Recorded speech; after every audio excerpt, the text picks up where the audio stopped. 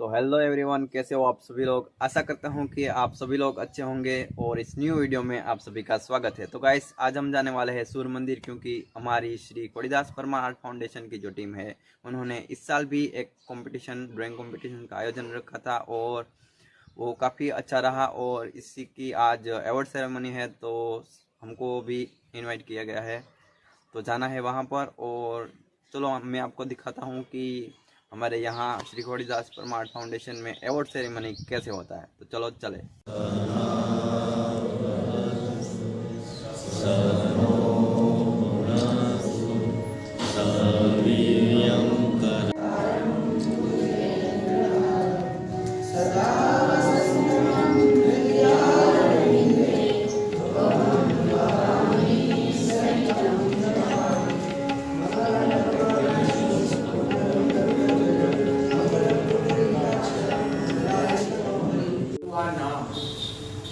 કોડિદાસ Parmar art foundation દરેક ગામડાઓ સુધી, ગામડાઓની શાળાઓ સુધી અને નાના પાર્કો એવા જિલ્લાઓ સુધી આ નામ સતત ગુનગુનાતું રહે છે।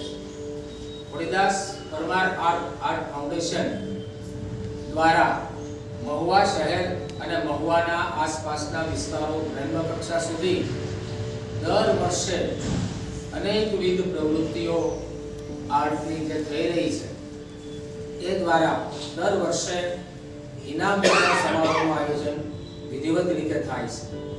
આજે પણ આ તકે આપણે સૌ ભેગા થયા છીએ ત્યારે શહેરની અંદર ગણપતિ ચિત્ર પ્રદર્શન, કલા વર્ગ ચલાવવામાં આવે છે। કૃષ્ણના જીવન પ્રસંગ પર આધારિત ચિત્ર સ્પર્ધાઓ યોજવામાં આવે છે। તે સાથે શાળાઓમાં રંગપૂર્ણી હરીફાઈઓ યોજાય છે। ત્રણ ચિત્ર પ્રદર્શન આપણે કર્યા છે અને ગણપતિ ચિત્ર પ્રદર્શનની અંદર ટોટલ 198 ચિત્રકારોએ ભાગ લીધો હતો, જે આપણા માટે બહુ સારી વાત છે। સાથે હમણાં જ ભૂતનાથની અંદર પૂજ્ય બાપુની કથાના પ્રસંગે લગભગ 351 ચિત્રકારોએ આ ચિત્ર સ્પર્ધામાં ભાગ લીધો, જે આપણા માટે અતિ ગૌરવની વાત કહેવાય કે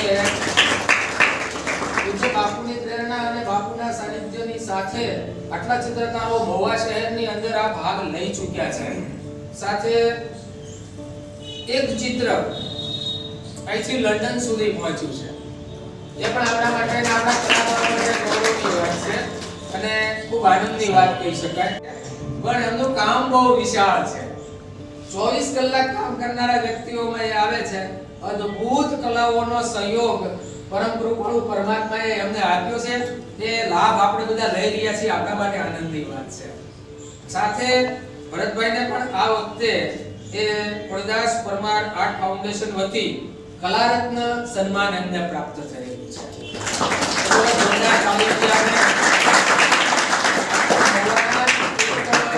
સિદ્ધ હસ્ત કલાકારને આપણે બિરદાવીએ અને એમને પણ પ્રોત્સાહિત કરીએ। 2023 ની અંદર લગભગ આ ચિત્ર સ્પર્ધાઓમાં 22 સ્કૂલો મહુવાની ભાગ લઈ ચૂકી છે આ વર્ષે, એ બહુ મોટી વાત છે। અને 26 ચિત્ર શિક્ષકો આની અંદર ભાગ લઈ ચૂક્યા છે। એટલે આ કલા હવે આપણે ઠીક ભાઈ ચિત્રો પણ ચિત્ર એ સામાન્ય વસ્તુ નથી, એ નિરૂપવાની બાબત છે। કોડિદાસ પરમાર આર્ટ ફાઉન્ડેશન વિશે થોડો વધારે પ્રકાશ ભરતભાઈ પાડશે। ભરતભાઈ ચૌહાણ। नमस्कार। मेहमान नितिन भाई, सुरेश भाई पंड्या साहब, डॉक्टर कमलेश भाई, दवे साहब, कनु बाबू, दीपक बाबू, प्रवीण भाई, अग्रावत साहब, वासु भाई और मीना। हम तो कोडिदास परमार फाउंडेशन 2017 में आपणे शुरू करी। एक आम कहेवाय के नानुं एवुं बीज होयुं भाई आवुं कंईक करीए, तो धीमे धीमे एक वर्षनी अंदर घणी बधी प्रवृत्तिओ करता करता 2023 ની અંદર આપણે જોઈએ તો કોડિદાસ પરમાર ફાઉન્ડેશન દ્વારા છે એ ઘણું બધું કાર્ય થઈ રહ્યું છે।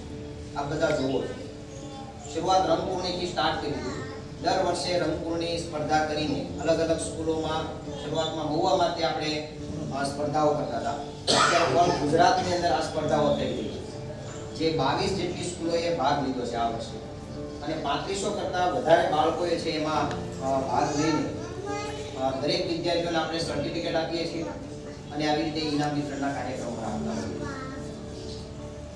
4 મહિનાની અંદર તમે જુઓ તો આપણું આ ત્રીજું એક્ઝિબિશન થઈ રહ્યું છે. પ્રથમ એક્ઝિબિશન ગણપતિનું થયું જે આપણે આ વર્ષે શરૂઆત કરી.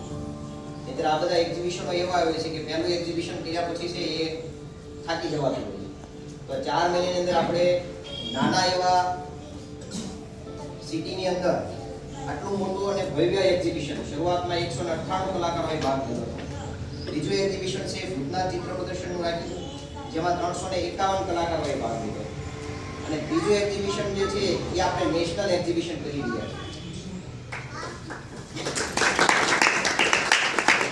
જે શ્રી રામના ચિત્ર પ્રદર્શન થઈ રહ્યું છે. શ્રી રામનું જે અયોધ્યામાં 22 તારીખે જે મોટી પ્રાણ પ્રતિષ્ઠા થઈ રહી છે તે નિમિત્તે, એટલે 22 તારીખે આપણે જોઈએ તો શ્રી રામનો જે મોટી પ્રતિષ્ઠા થાય છે ત્યારે એક આખો દિવાળી જેવો માહોલ ઊભો થશે. એટલે એ નિમિત્તે આપણે છે શ્રી રામનું એક્ઝિબિશન કરી રહ્યા છીએ. તો આમાં નેશનલ એક્ઝિબિશનની અંદર બોમ્બેથી 3-4 કલાકારોએ ભાગ લીધો છે. એ ઉપરાંત હરિયાણા કુરુક્ષેત્રમાંથી પણ 2-3 કલાકારોના છે એ અત્યારે રજીસ્ટ્રેશન થયા છે. હજુ બિહારમાંથી પણ 2-3 રજીસ્ટ્રેશન થવાના છે. 2 વર્ષથી એવું નક્કી કર્યું છે કે દર વર્ષે 100 બાળકોને આપણે માતા પિતા વગરના બાળકો હોય એને સ્ટેશનરી કીટ અને નોટબુકનું વિતરણ કરીએ. એટલે આવી બધી સામાજિક પ્રવૃત્તિઓ પણ કરતા જઈએ છીએ. તેની સાથે ઉગતા કલાકારોને એક પ્લેટફોર્મ મળી રહે તે હેતુથી એક આ પ્રવૃત્તિ કરી રહ્યા છે. કલાકારો છે, આર્ટિસ્ટ કોઈ પણ ક્ષેત્ર, એની ઉપર હંમેશા કુદરતની, અમારા બધાય કરતા કુદરત એની પર વધારે મહેરબાન છે. પરમાર આર્ટ ફાઉન્ડેશન દ્વારા પૂજ્ય દીપક બાપુને સન્માનિત કરવામાં આવે છે ત્યારે વિપિનભાઈને હું વિનંતી કરું કે દીપક બાપુને એવોર્ડ આપીને સન્માનિત કરશે.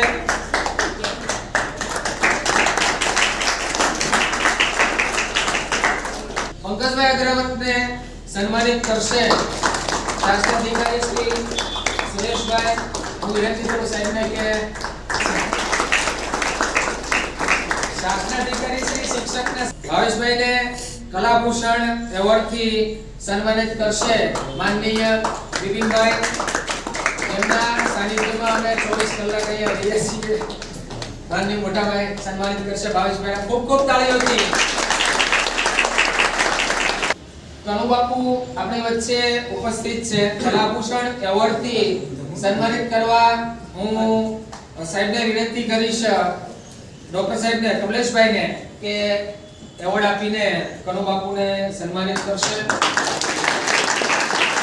આ જે કલાકાર આપણી વચ્ચે ઉપસ્થિત છે મીનાબેન અગ્રવત, હું વિનંતી કરીશ સાહેબશ્રીને, આઈટીઆઈ પ્રિન્સિપાલ શ્રી જયભાઈ આપણી વચ્ચે છે, એમને વિનંતી કરું કે એવોર્ડ આપીને ખોડીદાસ આર્ટ પરમાર ફાઉન્ડેશન જે આપણી વચ્ચે ઉપસ્થિત છે. ગોપાલ પરમાર આપણી વચ્ચે ઉપસ્થિત છે. હું વિનંતી કરીશ વાસુભાઈને, વાસુભાઈ ગોપાલભાઈ પરમારને સન્માનિત કરશે એવોર્ડ આપીને. ખૂબ ખૂબ તાળીઓથી આ ચિત્રકારોને પણ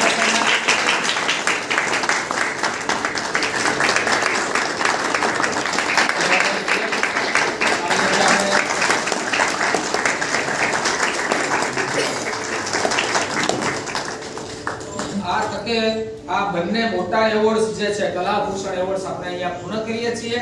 બાકીના અંદર વર્ષોથી મારી સાથે જ સેવા બજાવી રહ્યા છે ભરતભાઈને પણ આર્ટ ફાઉન્ડેશન ખોડીદાસ પરમાર દ્વારા કલા રત્નનો જે એવોર્ડ મળેલો છે, પહેલા એ એવોર્ડને હું વાંચીશ, પછી મહાનુભાવોના હાથે ભરતભાઈને એવોર્ડ આપણે આપીશું. Khodidas Parmar art foundation, ISKCON mega city, Himalaya mall પાછળ, ભાવનગર. ભરતભાઈજી ચૌહાણ. ભારતીય શૈલીના ચિત્ર જગતમાં ખોડીદાસ પરમારનું આગવું સ્થાન છે. તેમની આ ખોડીદાસ શૈલીને જીવંત રાખવાના અનેરા પ્રયાસમાં આપે આપેલ અનન્ય યોગદાનને બિરદાવતા આનંદની લાગણી અનુભવીએ છીએ.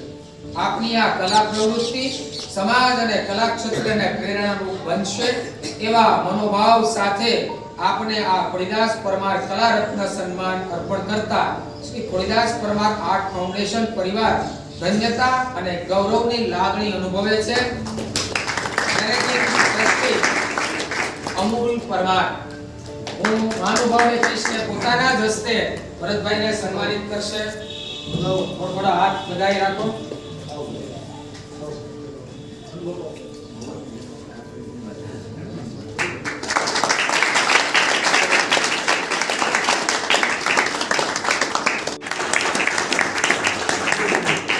જે ચિત્ર શિક્ષકો છે એમને આ ભાગ લેવડાવ્યો છે તે બદલ આપણે ચિત્ર શિક્ષકોને પણ સન્માનિત કરી રહ્યા છીએ. ત્યારબાદ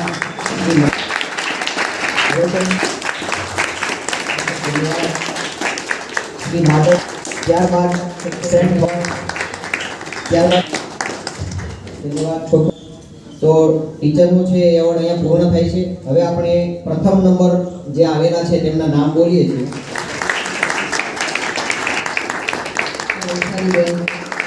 માધવ મંત્રી ઉભણ ક્રાંતિબેન, ત્યારબાદ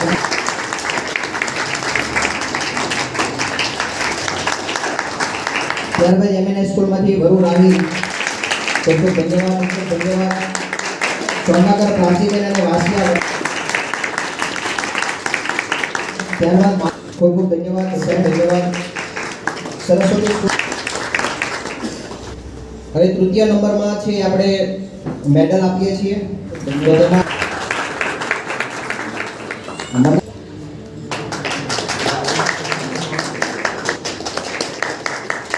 ખૂબ ખૂબ ધન્યવાદ.